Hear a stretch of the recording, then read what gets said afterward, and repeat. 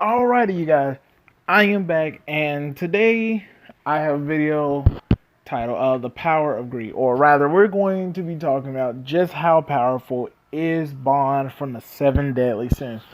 Now, besides you guys, I probably would have had more videos, but like I said, my copyright strikes kind of went against me. But this is a somewhat follow-up video to the Strength of Meliodas video that I did not too long. Well, actually, it has been a good little minute ago.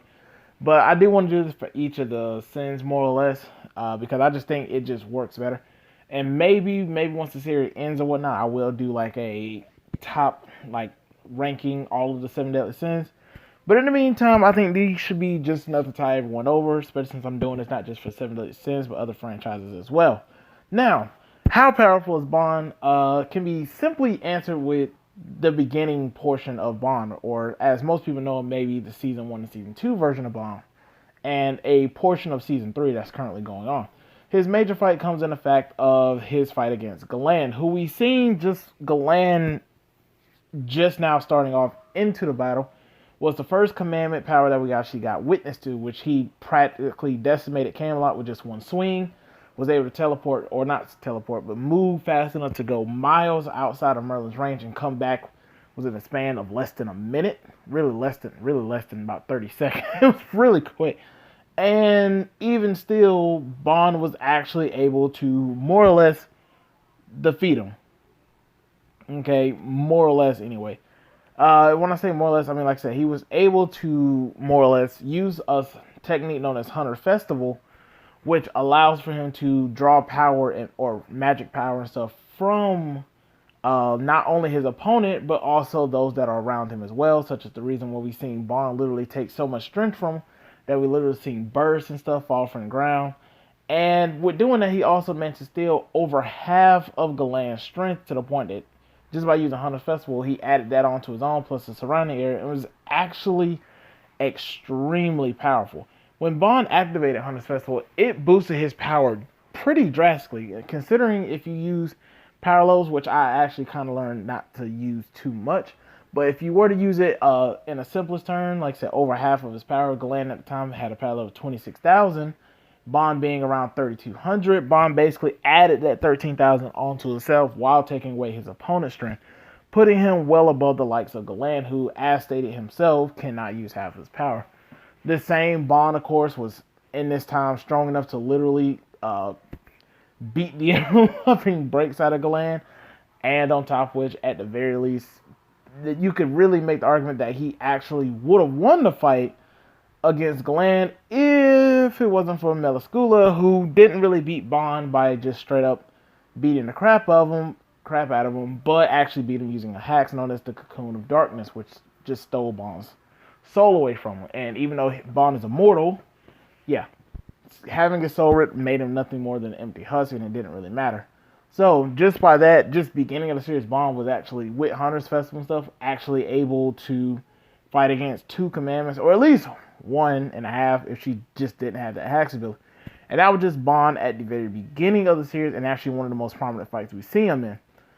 But we later in the series end up getting Purgatory Bond. Purgatory Bond being the same Bond that currently in the anime as we've seen, went into Purgatory, and basically this was the writer's way of using his, or creating his version of a training arc. Bond realizing his own weakness to the point that he realized that he is the weakest of the sins at this point, realizes that Purgatory is a place that no other sin except for him, thanks to his immortality, can actually go to and rescue Meliodas' emotion. So Bond, being the trooper he is, goes to Purgatory and literally spends thousands and thousands of years looking for Meliodas, where even once he finds Meliodas, he faces his greatest challenge in the fact that to escape Purgatory with Meliodas' emotion, Bond, Meliodas, and Hawk's brother Wild must face off against the Demon King, where all three of them face off against the Demon King for decades to, I'm pretty sure, I think it was actually more like a few hundred years, but that doesn't really matter. Decades or 100 years, it doesn't really matter. It doesn't change the scaling at all.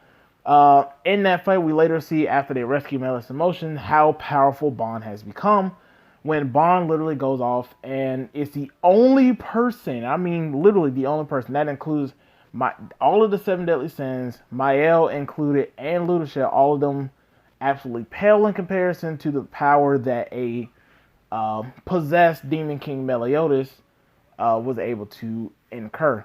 This Meliodas being extremely powerful, and so much to the point that just by flexing a little bit, completely body everyone that was there on the scene. And this same Meliodas, as I stated, just by existing, is powerful enough to literally destroy all of Britannia. Just by existing. Not even him trying to destroy it. Just his overall power alone is actually able to destroy Britannia. This same Bond who fights against this person who can destroy Britannia easily, putting him at large country level. Bond is able to fight really relatively well. In fact, able to fight on par with them. And this is a extremely good enough feat, considering, like I said, this is the same person who literally no other sin in any other character was actually able to stand up to him. And Bond was the only person able to go toe-to-toe with him, blow for blow, match his speed, power, and everything. Putting Bond, like I said, at easily a large country level just based off of this feat alone. But we later see that the Demon King, or who is possessing Meliodas' body at this point, at the Ten Commandments, is actually a bit stronger than Bond, to the point that Bond is actually struggling. But this actually does not, and I repeat, this actually does not really affect Bond's scaling in this sense, considering even if you want to say, well, the Demon King was stronger than him, clearly at this point, the fact that he was even able to do any damage to him in the first place shows that they're relative to each other. And this is also, by the way, a suppressed and not even at full power Bond. Not only is he essentially suppressing himself, but the world of seven deadly sins, beings are actually always suppressed unless they possess some form of sacred treasure, or even just weapon in general, though the sacred treasures are the ones that are really talked about the most. As King stated, literally someone's only able to pull out a limited amount of magic without a sacred treasure. The sacred treasure allows for them to literally utilize all 100% of their power. It's, as he describes it, is literally as in, if you looked at a river and tried to scrape all the water out with your hand, how much could you do? You could only get a little, while a sacred treasure could pull out a majority amount. It's a tool, and it should be used as such. And we literally see just how much of a difference that makes when Bond and the other sins, with the exception of Meliodas, are facing off in Endura. This Endura releases hundreds of thousands of spawns, essentially, that are all strong enough to defeat even a bunch of the Holy Knights, and probably would take, literally, if you're not at a sin level character, you wouldn't be able to defeat them. And literally, even still, Bond with a sacred treasure uses it, and it increases range, speed, power, everything, and he just wipes away every last bit of the spawns that are still currently present there. Not only is this Bond now finally having a sacred treasure, even throughout the entirety of the fights, this same Bond never even used Hunter Festival, not once. Okay? So, the same Bond isn't even using his overall magic ability snatch and any other magic that derives from it in the first place. So, this same Bond, like I said, isn't using Hunter's Fest, which, like I said, stole over half of Galen's power.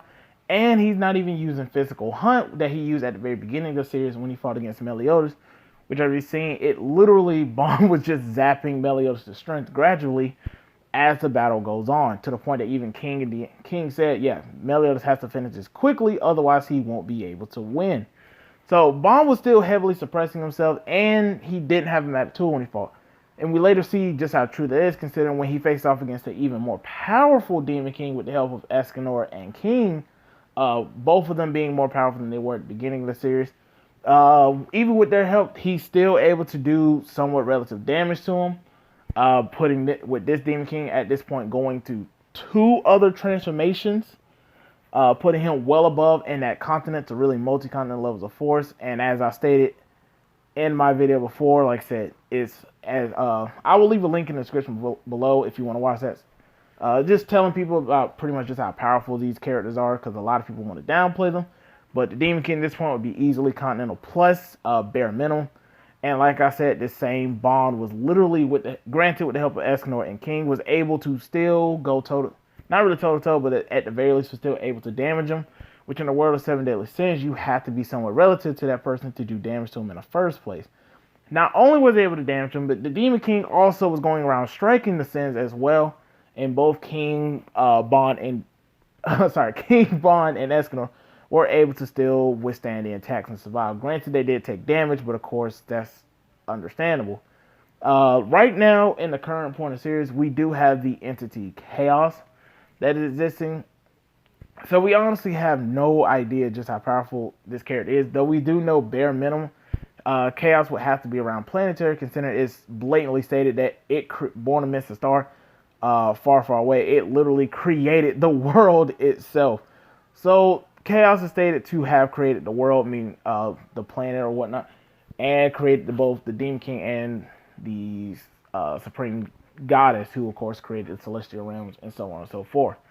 So that should be more or less the information to prove just how powerful Bond is. He is not a joke anyway. In fact, he's extremely powerful in that bare minimum large country if you lowball him, but really considering the fact that he was heavily suppressing himself, and even against the fight against the Demon King himself, it was never actually stated that, yeah, he couldn't use Hunter Festival or anything. He just chose not to because as fighting the Demon King for so long, he knows that the Demon King's ruler ability would just give him power if he tried to snatch it. Now for his speed, as I've already stated in that same video, Stop the Downplay, I've already stated that all of the Goddess clan, including Father Goddesses, are able to use light-based attacks, let alone goddesses such as the Archangel and stuff, who will be hundreds, if not thousands of times stronger than that. They all use light-based attacks, putting them all at light speed as Father Goddesses, let alone, like I said, the more higher tiers, such as the Archangels, let alone someone like Ludoshel, who used the Grace Flash for his boosted speed, and someone like Maya, who was stated to be the strongest amongst the Archangels. And it's as simple as that. So, there's not really much to go over in speed, but like I said, at the very least, in conclusion, it's pretty evident just how powerful Bond is.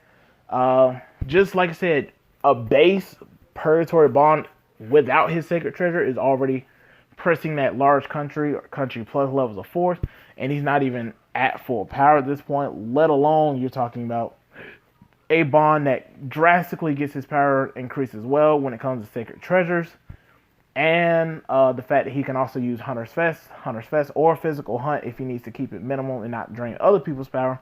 That would boost his power even more, putting him really relative to country, if not country. Sorry, I meant to say continental plus levels of force quite easily, as a matter of fact. Now, I really hope you guys like this video. I plan on doing more power scaling videos, as long as, like I said, none of my other videos get taken down and I don't get that third copyright strike. So as long as this one goes up and everything is A to the okay, like I said, I will continue making videos. And if you guys really enjoyed, like I said, tell me more characters that you want me to do. I'm really trying to get into other characters like Black Clover and One Piece and stuff like that, since I have caught up to the One Piece manga and stuff. So just be on the lookout for all types of videos and let me know what you guys are looking into next. And until next time, you guys, I will see you. Peace.